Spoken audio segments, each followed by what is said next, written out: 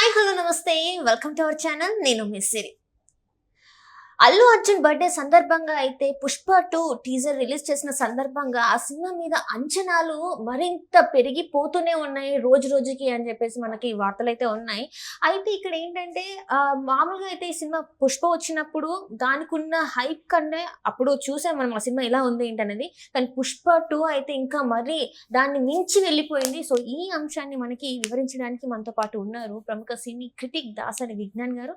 నమస్కారం సార్. నమస్తే. Sir, Pushpa 2 teaser release అయిన తర్వాత అసలు అంచనాలు అయితే ఇంకా తారాస్థాయికి అంటే ఇంకా ఈ రేంజ్ లో ఉన్నాయని మనం అనుకోవచ్చు. ఎందుకు పుష్ప తర్వాత పుష్ప 2కి ఇంత క్రేజ్ వచ్చింది అసలు? పుష్ప తర్వాత పుష్ప 2కి క్రేజ్ వచ్చింది నిజంగా చెప్పాలి అంటే వీళ్ళు ఆ గ్లిమ్స్ రిలీజ్ చేసినప్పుడు కూడా అంత క్రేజ్ రాలా. ఫస్ట్ ఆఫ్ ఆల్ ఎప్పుడైతే ఆ ఉగ్రగంగమ్మ రూపంలో రిలీజ్ చేసారో అప్పుడు వచ్చింది క్రేజ్. అంటే ఒక star Allu Arjun first cinema గంగోత్రిలోనే లేడీ వేషం వేసాడు, పెద్ద విషయం కాదు. ఒక యాక్టర్ ఎన్ని రకాలుగా చేయొచ్చు, ఎన్ని షేడ్స్ ఉంటాయి, అన్ని షేడ్స్ బయటకు తీసే డైరెక్టర్స్ కూడా ఉంటారు. కానీ కొంతమంది హీరోలు ఏంటంటే హీరోలానే ఉండిపోతారు, ఎక్స్ట్రా కరికులర్ యాక్టివిటీస్ చేయరు. ఇప్పుడు ఫర్ ఎగ్జాంపుల్ మన చియాన్ విక్రమ్ ఏ గెటప్ పైన వేసేస్తాడు, కమల్ హాసన్ లాంటి వాళ్ళు, ఇలా కొంతమంది ఉన్నారు, పేరు తక్కువ మంది చెప్పుకునేటువంటి. ఆ జాబితాలోకి అల్లు అర్జున్ చేరాడని చెప్పుకోవచ్చు. జూనియర్ ఎన్టీఆర్ కొన్ని ఏదైనా వేషం వేయాలి అంటే. ఎందుకు అంటే అల్లు అర్జున్ ఇప్పటివరకు ఒక హీరోగానే చూశారు, తర్వాత మంచి డాన్సర్గా చూశారు, మంచి ఆర్టిస్ట్ అనుకున్నారు. కానీ ఎక్స్ట్రాడినరీ పర్ఫార్మర్ అని కూడా నిరూపించింది ఆ పోస్టర్. ఆ తర్వాత వాళ్ళు ఒక చిన్న టీజర్ రిలీజ్ చేస్తే దేశవ్యాప్తంగా సంచలనం సృష్టించింది. అన్ని లాంగ్వేజెస్లో టాప్ ట్రెండింగ్. సో ఈ క్రేజ్ని ఇదే టైంకి క్యాష్ చేసుకోవాలి, విపరీతమైన క్రేజ్ ఉంది. అండ్ నెక్స్ట్ ఇప్పుడంతా అల్లు అర్జున్ మానియా నడుస్తుంది. ఎలా మొన్నే 69th ఫిలింఫేర్ అవార్డు ఇతనే ఉత్తమ నటుడు అని జాతీయ స్థాయిలో గుర్తించి మరీ ఇచ్చారు. తెలుగులో ఈయన తప్ప ఇంకెవరు లేరు అన్నట్టుగా. అండ్ నెక్స్ట్ అలాగే బెర్లిన్ ఫిలిం ఫెస్టివల్లో కూడా ఈయనకు సన్మానం చేయడం. ఆ తర్వాత 1-2 పరిణామాలు ప్రతి సందర్భంలో ఈయన హైలైట్ అవుతా ఉండడం. అండ్ మైనపు విగ్రహం మన మేడం టుసాడ్స్ వ్యాక్స్ మ్యూజియంలో, లండన్ మ్యూజియంలో ఎలాగైతే అందరి విగ్రహాలు ఉన్నాయో వాళ్ళు దుబాయ్లో కూడా కొత్త బ్రాంచ్ పెట్టి అందులో ఫస్ట్ విగ్రహం ఈయనదే పెట్టారు. ఇక్కడ ఈయన ఒకటే, అది ఆ పుష్పది. అది కూడా అంటే అల్లు అర్జున్ విగ్రహం పెట్టడం వేరు, పుష్పలో ఉన్న అల్లు అర్జున్ విగ్రహం పెట్టడం వేరు. సో ప్రభాస్ విగ్రహం పెట్టడం వేరు, బాహుబలి ప్రభాస్ విగ్రహం పెట్టడం వేరు, ఇట్లా కొన్ని ఉంటాయి కదా. సో అలా పుష్ప విగ్రహం పెట్టగానే దేశవ్యాప్తంగా దీనికి ఒక క్రేజ్ అనేది ఉంటుంది.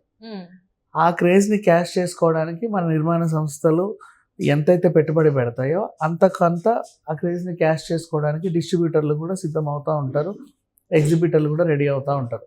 వాళ్ళకి దాంట్లో ఏదో ఉంది అని అనిపిస్తే ఖచ్చితంగా కొంటారు. అండ్ అసలు ఆ టీజర్లో ఆ శారీని కాలుతో వెనక్కి చేసే సీన్ చూసావా, అది దాదాపు 100 టేకులు తీసుకున్నారంట వెనక నుంచి.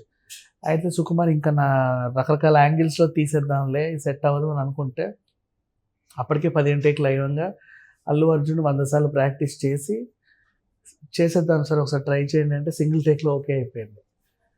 అంటే అంత కష్టపడ్డారు ప్రతి దానికి. అంటే చిన్న చిన్న మైన్యూట్ కూడా చూసి వాళ్ళు చేశారని. మేకప్ కి ఎంతో టైం, పైగా మండు టెండర్లో మొన్నటిదాకా షూట్ చేస్తుంటే ఆ రంగులన్నీ పోతుంటాయి.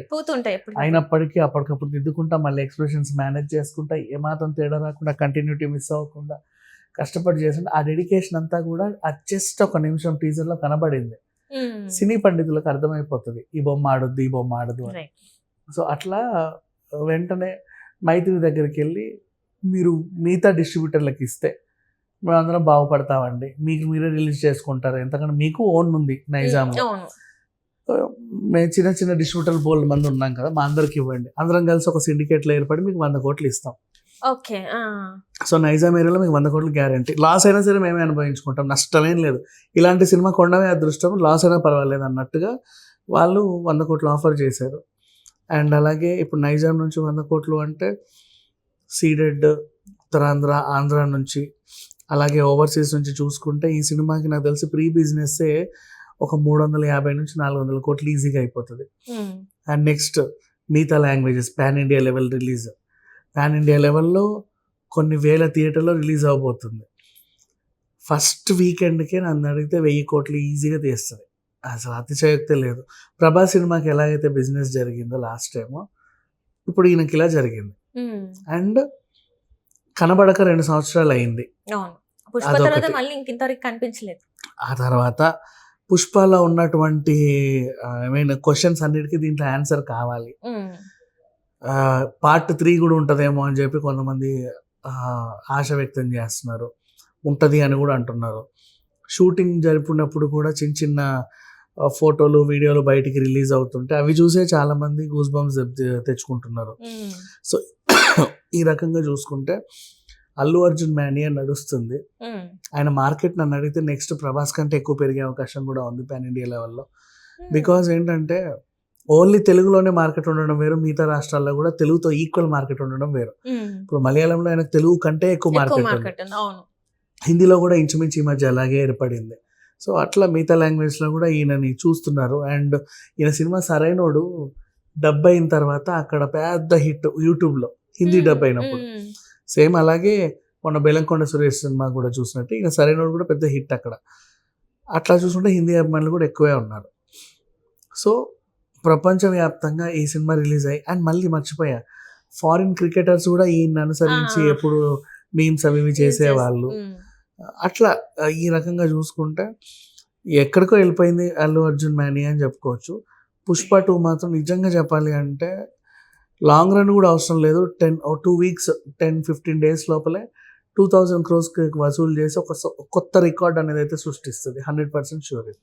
అంటే ఈ 2 years కష్టం అనేది 2 weeks లో తెలిసిపోతుంది అంటారా రిలీజ్ హ్యాపీగా 2 weeks లోనే తెలిసిపోతుంది. అండ్ 2 weeks కాకుండా ఇంకో 2 years సినిమా రన్ అయినా కూడా ఆశ్చర్యం లేదు. అంటే అంత అంత అలా పెట్టుకుంటారు జనాలు దీన్ని. పార్ట్ 3 ఉంటే కనుక మళ్ళీ అది ఇంకో కొనసాగింపు అని చెప్పుకోవచ్చు. ఉంటుంది, ఎందుకంటే దీంట్లో చాలా మంది చాలా క్యారెక్టర్స్ కి ఆన్సర్ కావాలి. అంటే ఇక్కడ కొత్త వాళ్ళని కూడా యాడ్ చేశారని చెప్పి కొత్త వాళ్ళని యాడ్ చేశాడు. ఇప్పుడు ధను ఉన్నాడు కదా, ధను ఫస్ట్ పార్ట్ లో అమ్మాయిల పిచ్చి ఉన్నాడు. అతన్నే ఉగ్రగంగమ్మ జాతరలో చంపేస్తారు అని చెప్పేసి ఇంటర్వెల్ బ్యాంగ్ ఉంటది అని ఒక చిన్న లీక్. మరి ఎంతవరకు నిజమో తెలియదు. మళ్ళీ అనసూయకి లాస్ట్ దాకా తీసుకొచ్చి పతిభిక్ష పెడతారు, సో నేను చంపకుండా ఓ అని చెప్పేసి. అంటే ఆమెకున్న పగ, ఈయనకేమో సిండికేట్ లాక్కున్న పగ, ఆమెకు తమ్ముడిని చంపిన పగ. కానీ చంపాడు, ఆడపిల్లని ఆయన చంపాడు, ప్లస్ ఇతన్ని చంపి తామేలా బతుకుద్దాం అని చెప్పేసి పతిభిక్ష పెట్టేస్తాడు. కేశవ యూటర్న్, వాడు యాంటీ అయిపోవడం. అండ్ అసలు ఇవన్నీ పార్ట్ 1 సంబంధించినవే. మరి ఆ లాస్ట్ లో పోలీస్ ఆయన్ని పట్టుకొచ్చారు, ఆయన మెయిన్ అన్నారు. మరి ఆయన గురించి కథ అంత ఉందా? మరి ఆయనది ఒక ఎపిసోడ్. ఇవన్నీ పక్కన పెడితే మళ్ళీ జగపతి బాబు గారు ఉన్నారు, విజయ్ సేతుపతి గారు ఉన్నారు, వాళ్ళు ఉన్నారు, వీళ్ళు ఉన్నారు. మరి వీళ్ళందరినీ ఎక్కడ పెట్టాలి? సో ఈ విధంగా చూసుకుంటే పార్ట్ 3 కూడా ఉండే అవకాశం అయితే ఉంది.